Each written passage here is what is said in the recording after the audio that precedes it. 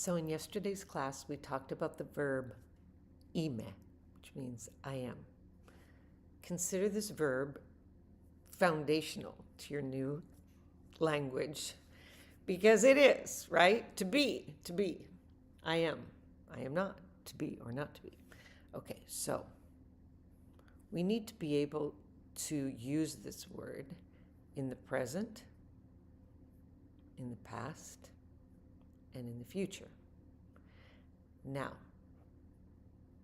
fun fact, once you learn the present tense of this verb, all you have to do is add tha in front of it to make it into the future tense. Past tense seems like it has nothing to do with the present tense form of the verb. Imun, ime. We're going to talk about all these things right now. It's going to be a quick summary of what we did in class yesterday. So, ime, present tense, right? Ime, ime. Future. Actually, you know what? Let's write it together. Don't rush. Είμαι.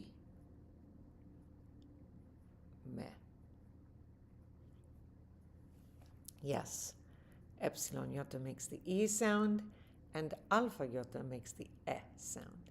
Είμαι. As I mentioned before, very convenient that to make the future tense, we just add the word tha in front of the present tense form of the verb. Tha ime.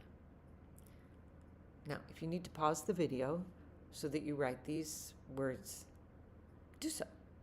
If you're keeping up with me, don't pause it. Past tense form of this verb really looks nothing and sounds nothing like the present tense form, except for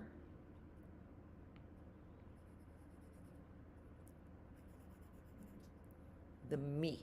Me. The letter me, we're talking about me. That was a hack. I was trying to tell you a way to remember the verb είμαι. Anyway, past tense, imun. So, you might say, but why? Why is this one spelled epsilon iota and this one is spelled ita? Well, that's the way it is the short answer. Okay, so I was, I am, I will be. We could just learn this one at the beginning, but we want to be able to say, I was home, I was sad, I was thrilled. We want to be able to express ourselves right from the beginning, so let's just learn this verb right from the beginning. Okay. If someone asks you, where are you? How are you? Or you want to ask someone else, well, you need to know the second person singular of this verb, which that's just the grammatical term for saying you in the singular. In this case, we would write, and we would say, ise. And I bet you can figure out the future tense, tha ise. If you didn't, don't worry. It doesn't mean you can't speak Greek. But I wanted you to notice the pattern. Είμαι, θα είμαι. Είσαι, θα είσαι. Okay, and now, can you guess how you would say you were?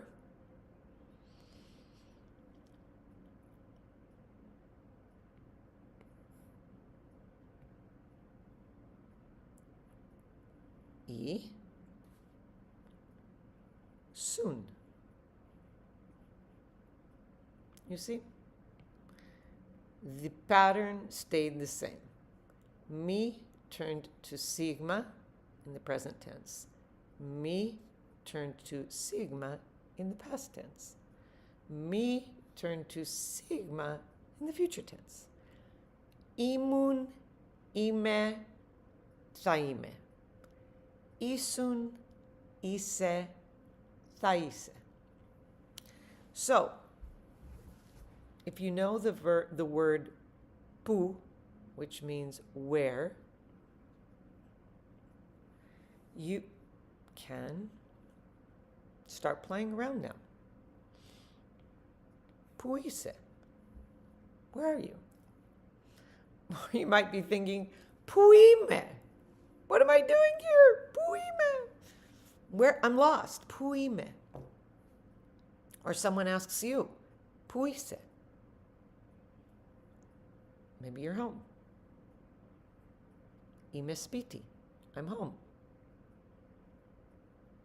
Είμαι σπίτι. And because Greek is very flexible with word order, you can also say spiti ime. Now at the beginning you might say that like spiti ime. Logical, you're just learning the language. But if you can say spiti ime, spiti ime, it'll flow more easily and you'll be sounding like a more natural speaker. Puisun. Where were you? I was looking everywhere for you. Puisun. Imun spiti. Okay, so that's one part of what we talked about yesterday. The other part was we talked about names. Iulia. This is the Greek name, the Greek version of the name Julie. Iulia. Yes, these two vowels together make the sound U.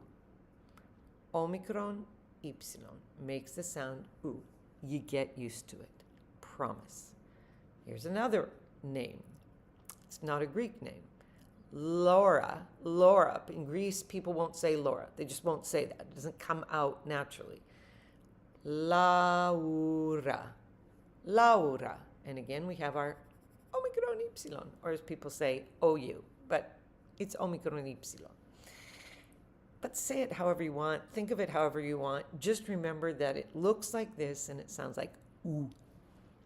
And then we have the name David. Now, David is not a Greek name. It's not a name that is spoken. It has a vowel sound that is not in the Greek language, which is long A. There's no A in the language. So to make the A sound, we make a lowercase epsilon followed by iota. And you say, what do you even mean? Well, first of all, we have the D sound that doesn't exist in Greek. So, D.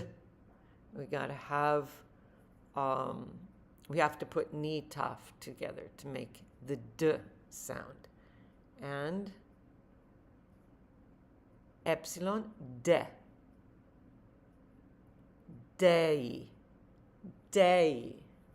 Even in English, when we say day, day, we're saying two vowel sounds of one that elides into another. We're saying day, day.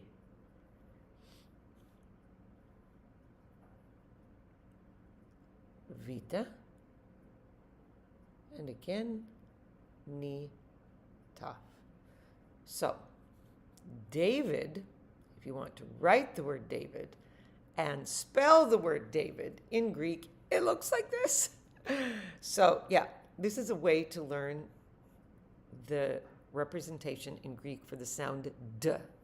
It's ni, taf. These two together. And it really makes sense because think of the word, for example, in English, bend. Think of the word bent, and think of the word bed. Say those three words. Bed, bent, bend. bed, bend, bend. Say them over and over. Bed, bend, bend, bend, bend. Right. So if a language doesn't have that sound, that letter, it's got to be represented by this. Can't be with this because it doesn't have a D. So bed, bent. Does that make sense? Let me know.